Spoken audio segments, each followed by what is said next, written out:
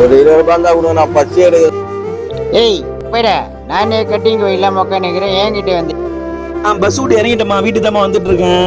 Owner advance கொடுத்தாருமா, வச்சிருக்கேம்மா. நாளைக்கு பாப்பா வீட்டுமே ஹாஸ்பிட்டல் கட்டிடலாமா? சரிம்மா. ஐயோ அம்மா, பாருக்கு உண்டுமா, இருமா ஒரு நிமிஷம்ப்பா. ஒரு 20 ரூபாய் தான் கூட நான் பச்சை எடுக்குதுண்ணா.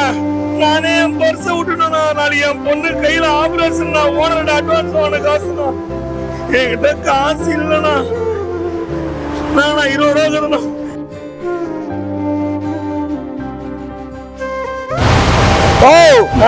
என்ன பண்ணுற?